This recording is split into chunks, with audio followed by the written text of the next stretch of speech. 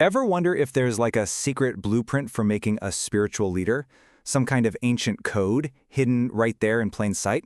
Well, for 2,000 years, the Christian tradition has used this remarkably consistent formula in its most sacred prayers for ordaining its leaders. And today, we're going to unlock that very blueprint. So what is this formula? And how could some old prayer structure tell us so much, not just about the leader's job, but about power and community, and what it really means to serve? Let's dive in. All right, here's how we're going to tackle this. First, we'll uncover the ancient prayer blueprint itself. Then we'll see it in action, forging a bishop. After that, we'll look at how it's adapted for priests and deacons. And we'll wrap up by asking, so what? Why does this ancient model still matter? Okay, let's start with the basic architecture here.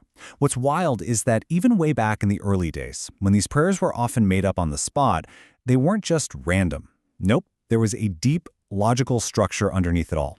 And this is the core idea right here. For 2,000 years, think about that. These prayers have been built on this hidden four-part formula. You can think of it like the chassis of a car. It's this super stable theological framework that gives everything else its power and its meaning. Okay, so what are these four parts? Here they are. You've got anamnesis, that's all about remembering. Then the epiklesis, which is invoking or calling down. Followed by the thesis, the ask basically. And it all wraps up with a doxology, which is just a fancy word for praise. Let's break them down. All right, first up, anamnesis. Now, this isn't just, remembering stuff. It's what you'd call theological memory. The prayer deliberately looks backward. It calls out specific times God acted in history, think choosing Moses, setting up the priesthood. It's all past tense, like you did this, you chose him. It's all about grounding what's happening right now in that huge epic story of salvation. Okay, but then watch this. With the epiklesis, everything pivots. It snaps from the past right into the present. And it often happens with just one word, now. This is the absolute heart of the prayer. It becomes this urgent, direct command right here, right now. Send down, pour out, infuse your Holy Spirit on this person. So, you've called down the Spirit. What for? That's the thesis. It explains the why. It's basically the spiritual job description, listing out all the duties. It's asking for the power to actually do the job. And then finally, the doxology just ties a bow on the whole thing, shifting the focus back to God with praise, to the Father, Son, and Holy Spirit. Okay, so that's the theory. But how does this blueprint actually work in practice? Let's check it out. We're going to look at how you forge a bishop, using a text that's almost 2,000 years old, the apostolic tradition. Now, what's really interesting is that before a single word of the prayer is spoken, it's all about the community. Their role is huge. The candidate has to be elected by everyone, and they need unanimous consent. It all goes down on a Sunday, and as the hands are laid on the person, the entire community, everyone, goes completely silent, just praying for the Holy Spirit to come down. And that silence is so powerful. There's this great quote from a liturgy professor who joked that if the ancient author of this rite heard, modern organ music blasting during this moment, he'd probably die of a heart attack.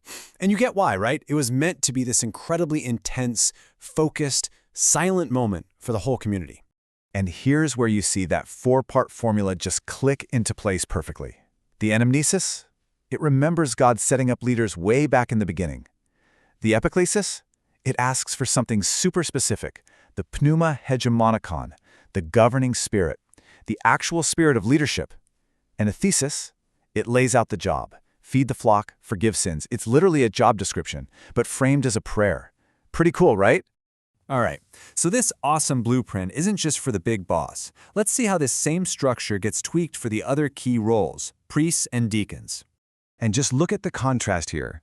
It's so clear. The bishop gets the governing spirit. His job is to govern. The priest, he gets the spirit of grace and counsel, and his whole purpose is to help govern, just like the elders who helped out Moses.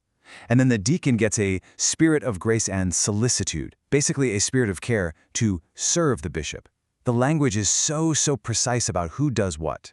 And just to make sure there's no confusion, for the deacon, the ancient rite just lays it out, crystal clear. They are, and I quote, not ordained for priesthood, but for the service of the bishop.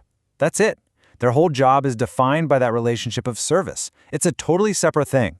So, you gotta ask, why did this thing last for 2,000 years? What's the secret sauce? Well, let's dig into what you might call the theological DNA of this blueprint. So this prayer formula, it's not just some old dusty ritual. It's packed with a whole theology of leadership. You can see these key principles baked right in. For one, leadership is a call from God, not you just wanting the job. 2, the community has to sign off on it. They confirm the call. 3, it's the Holy Spirit that gives you the juice to do the job, not just your own talent. And finally, every single one of these roles is all about service.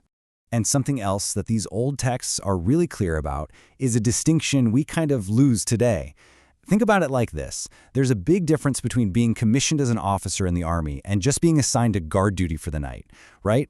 Well, ordination is that commissioning. It's a huge sacramental deal with the laying on of hands for these big roles. That's totally different from an institution, which is more like being assigned a specific task, like being a reader. And that powerful 4-part blueprint we've been talking about, it only applies to the big one, the ordination. And all this leaves us with a really important final thought.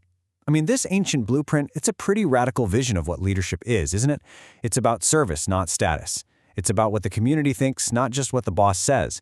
And it's about a divine call, not just your own ambition. So when you look around today and see leadership crises everywhere, you have to wonder, what could our modern world, what could we learn from a 2,000-year-old recipe for making a leader?